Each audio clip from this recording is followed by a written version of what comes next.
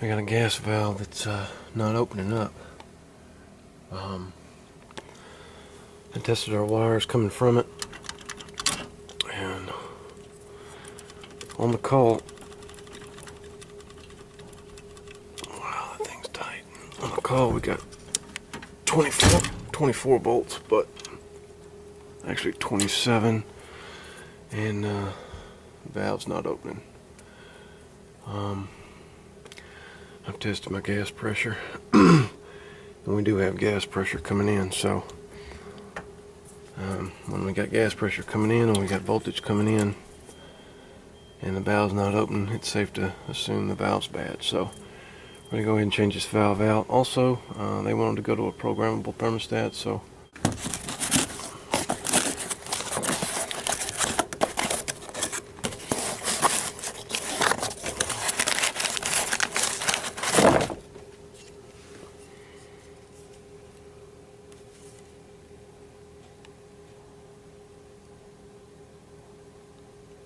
pretty standard, universal.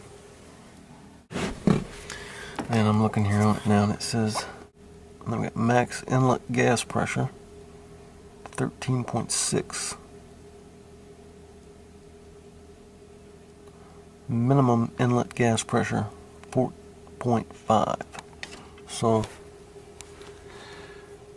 it's calling for a minimum of 4.5 inlet gas pressure.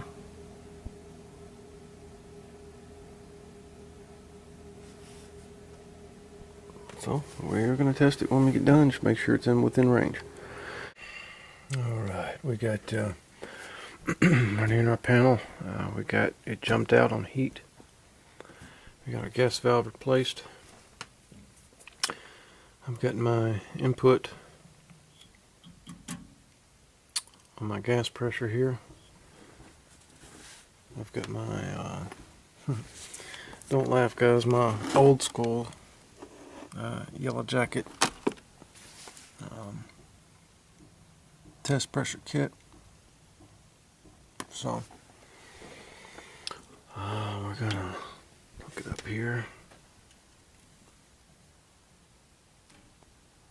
and now we're gonna see what our pressure is. I'm gonna turn our valve on here.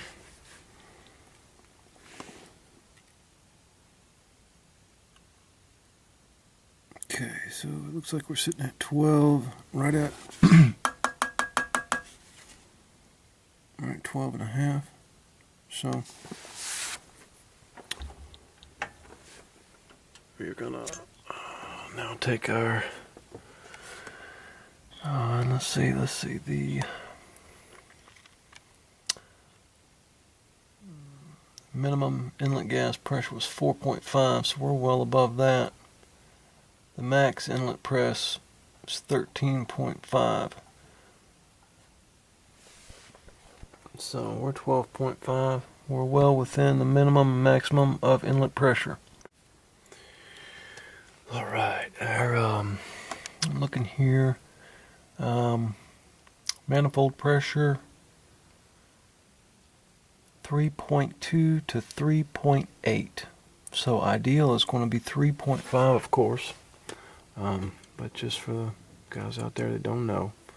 Alright, I've got it jumped out here on our low voltage, red to white. I've got my panel board back on here to close the door switch. You can see the light.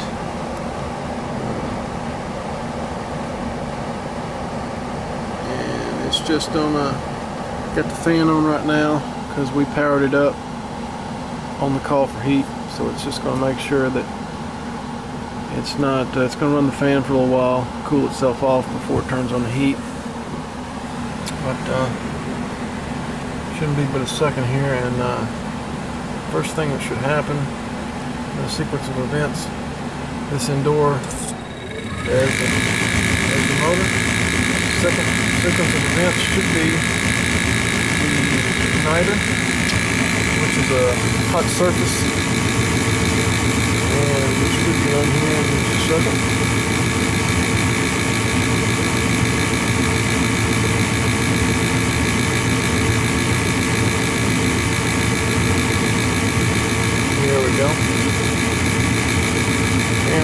won't come on here. We might have some air in the line, but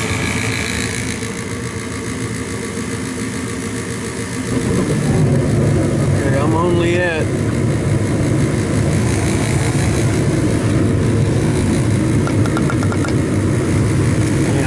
about 3. I don't know if you can see that, guys. I am only at, and I'm really below 3. I'm about 2.8. So we're going to turn it off. We're going to get it up to 3.5, right where she should be, guys. All right. Alright, we've got our cap off of our adjustment screw on our valve, and we're going to get it to 3.5. What we're going to do is we're just going to put a flathead in here. We'll put that flathead right in there on that inside there, and now we can turn it one way or the other and adjust this pressure. Ideally, we want 3.5, so we'll just wait for it to come on. I'll just turn on again.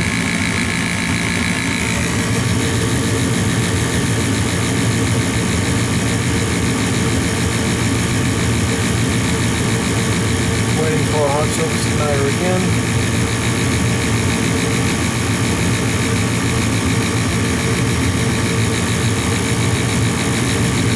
Some of these are right off from the factory. You don't even have to adjust them.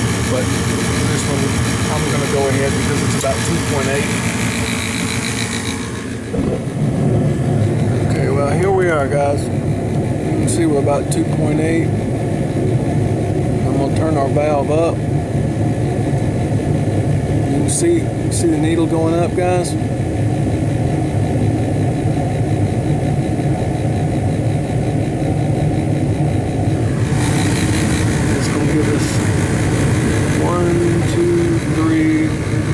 Almost 3.5, up just a little bit more.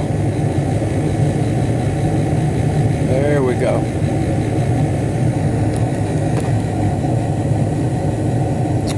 Three and a half, and we're going to tap it just to make sure we're accurate here.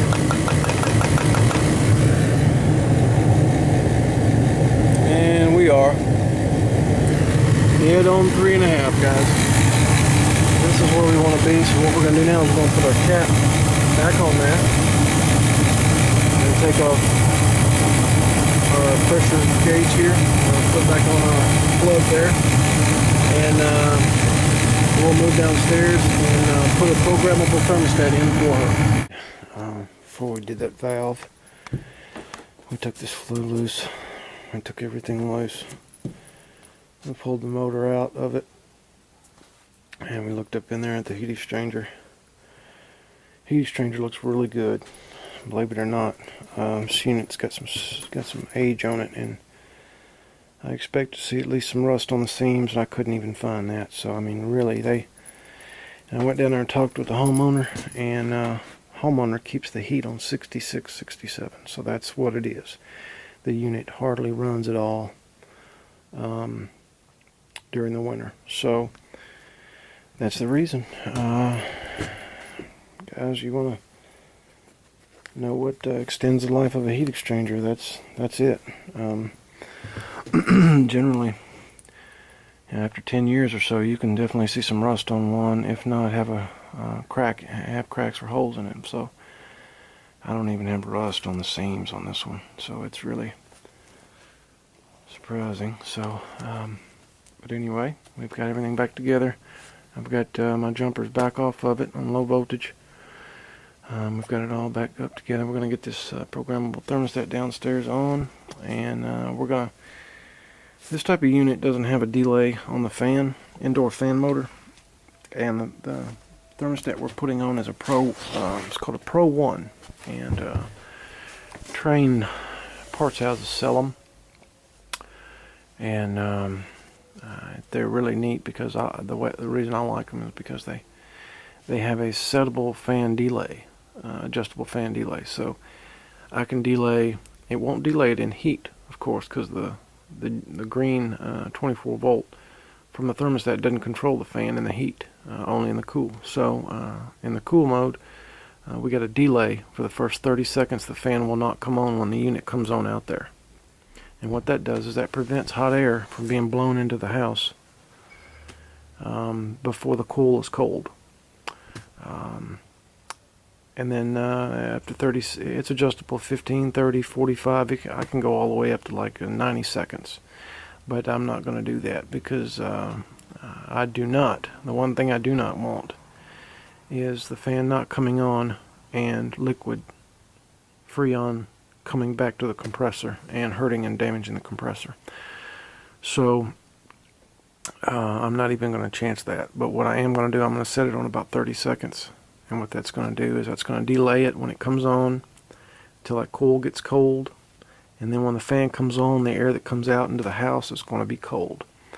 That's going to not only increase the efficiency and the energy usage slightly, it's not going to cause any discomfort for the customer when the unit first comes on. Additionally, it has an additional delay on the off cycle. When the unit cuts off in the cool mode, the indoor fan will continue to run for 30 seconds, pushing more cold air into the home while the system's not even running. This increases the cooling capacity, also increases the efficiency of the unit because it's cooling actually without even having to run. So the new units have all this, all these bells and whistles that I install, the new train units, but all these older units and lower quality units than American Standard and Train and Linux. You know, the more base model units, they're not going to have that option. As soon as the unit cuts on, it's going to turn the fan on. As soon as it cuts off, it's going to turn it off. So an additional feature of when the fan runs after the unit cuts off is to any water that's coming off the coil, it will keep the humidity. Let's say that the unit, the coil has water running off of it. When the unit's running, humidity is traveling through the ductwork. When the unit just cuts off, that humidity just sits in there in the trunk and in the branches and in the coil. This leads to bacterial growth, algae, mildew, mold, things like that, which are negative for the homeowner's health. So the fan will, it'll be, non-cooled air, so the water that is on the coil should be evaporated somewhat more, and the humidity in the ductwork from when the unit was running will be pushed out into the home, and a lower humidity air will be drawn back through the unit by the fan, and theoretically removing more humidity out of the line before the shut-off of the unit or at the time of shut-off. So I've seen a lot of these problems with people that have large units and they're located under their house in the basement or something like that, and they have a big problem